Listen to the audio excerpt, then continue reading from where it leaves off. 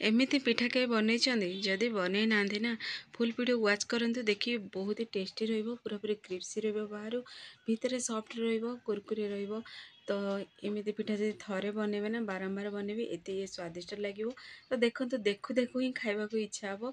तो एठी आपण माने पिठार भी स्वाद पाइबे मिठार भी स्वाद पाइबे बा गजार स्वाद पाइबे। तो एठी पिठा आपण माने अटार पिठार भी स्वाद पाइबे आड़ीसा पिठार स्वाद पाइबे। तो चलंतु लेट न कर रेसिपी प्रस्तुत करिबा। नमस्कार जय जगन्नाथ में झिली कुकिंग को आपण मानक अनेक अनेक स्वागत। तो ये देखो मु गोटे गिना नहीं पानी। तो ये नहीं गोटे गिना अटा जेहेतु नवा तो गोटे गिना पानी गोटे गिना अटार मेजरमेंट रे जेतिकी आपण माने मीठा खाइबे से अनुसार से गुड़ ऐड करेंगे। फ्लेवर को टिके बढ़ावाई मुझे नहीं अल्प टिके पान मधुरी नहीं अल्प टिके स्वाद अनुसार देसी लुण अल्प टिके बेकिंग सोडा ऐड कर। तो देखिए बेकिंग सोडा ऐड करने द्वारा कौन हम ना पिठार पूरा टेक्सचर ही बदल जाव एते क्रिप्सी पूरा कुरकुरे टेस्टी बनब। तो पुणी अल्प टिके से अलीच गोलमरीच गुंड कर ऐड कर अल्प टिके से ऐड कर पुणी रिफाइन तेल 2 चामच ऐड कर।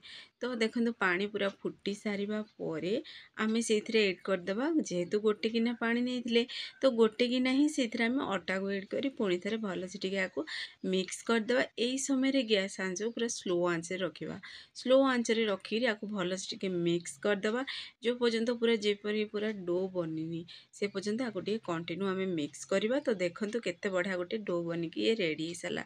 तो आपको देखिए हल्का जदि ये सुखा अच्छी ना आपण मैंने आगे हाथ साहाଯ୍य चकटिकी जदि बनईदे सॉफ्ट बनीज आ परफेक्ट पूरा बनीज। किसी समय आगे ठंडा हवा दबा किसी समय ठंडा हो सारा पर पानी हाथ हो कि तेल हाथ हो तो होकर भल से आपको कंटिन्यू आम मिक्स करवा। टी हल्का उषुम अच्छी मुझे पूरा मिक्स कर। तो देखो यही प्रोसेस रे पूरा तो इजिली पूरा मिक्स हो अटा जदि हल्का भी देखा जाऊँ ना सी भी परफेक्टली पूरा मिक्स हो।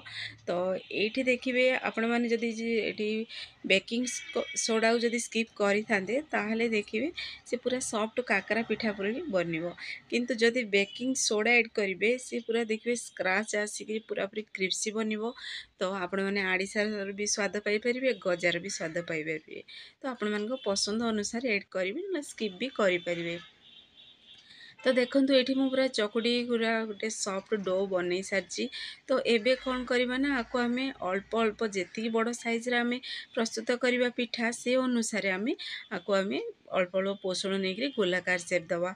तो मुझे हाथ में ही गोलाकार सेप देती आपण मैंने चाहिए आपको रुटी टिके मोटा रखिकी बेली भी पारे बेलना बाड़ी साहाଯ୍य बेलिकी पूरा ताको गोल गोल पूरा कटिंग भी करें ग्लास साहाଯ୍य बा कटर साहाଯ୍य भी। तो देखंतु आपण मैंने जेती बड़ साइज मैंने बनवा चाहिए बनई पारे आ बहलिया पतला आपण मान पसंद अनुसार रखिए।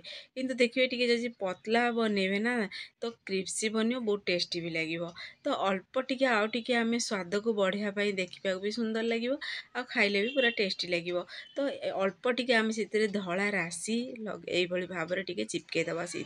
तो देखो केते सुंदर पूरा बनिकी रेडी हो सारा। जब भी पिठा खाया इच्छा हो ना फटाफट जदि बनइबार अच्छी ए रेसिपी मोर घर ट्राए करूँ। देखिए पिलाठू बड़ समस्ते पसंद करेंगे।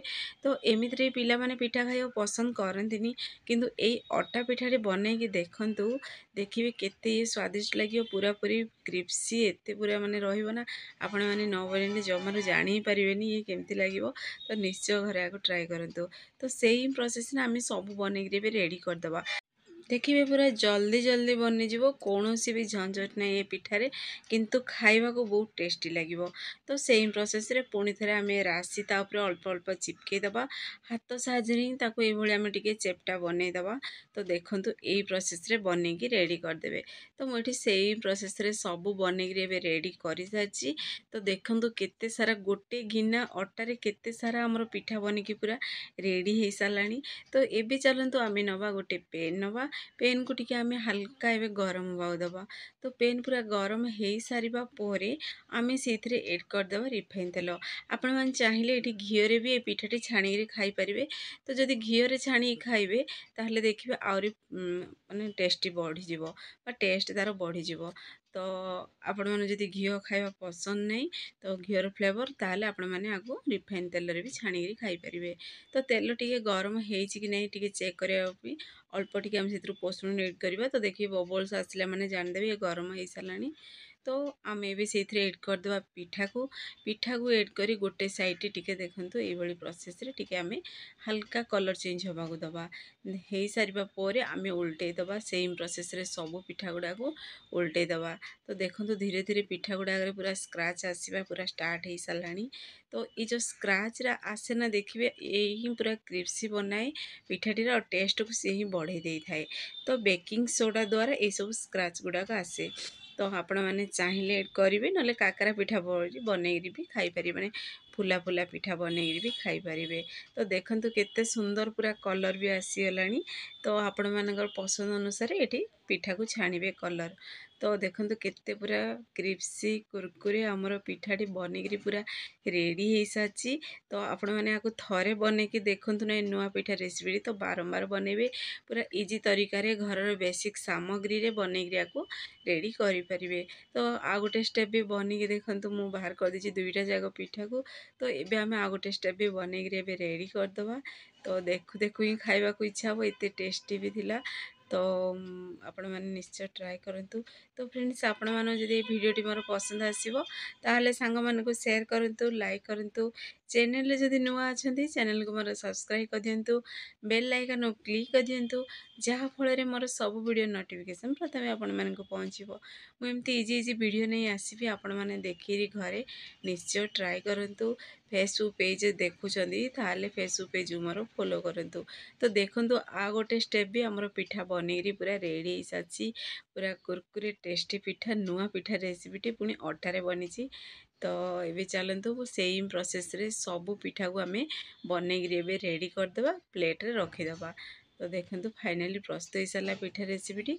तो आपण मैंने घरे आपको निश्चय ट्राए करंतु देखिए पिलाठू बड़ समस्ते पसंद करेंगे। तो जदि आपण मैंने ये आउ किसी एक्सट्रा जदि एड करिया को चाहते जमी नड़िया कुर बा छोट छोट पीसेस रे कटिंग करी नड़िया भी ये एड करें। तो देखिए नड़िया एड कले भी बहुत टेस्टी भी लगे। तो मालपार भी स्वाद आसो। तो देखंतु फाइनली हमर पिठा रेसिपी प्रस्तुत हो सारी। तो सेम प्रोसेस रे आमे सब छाणिकी रेडी करदबा। रेडी करी आपको आम जमी प्लेट सुंदर देखा ना ताको आम टे सजेदबा। तो देखंतु तो आपण मैंने चाहिए कदली भी बाटिकी एड करें पिठारे। तो नड़िया कुर कदली एड करी भी पिठाटी बनई पारे। तो देखंतु देखी जानीपे केते सुंदर भी होती आ बहुत टेस्टी भी थिला। तो आपण मैंने घर निश्चय ट्राए करंतु केमती लगिला मते कमेंट बॉक्स रे कमेंट करंतु। से पर्यंत रोची पुणी एक नया रेसिपी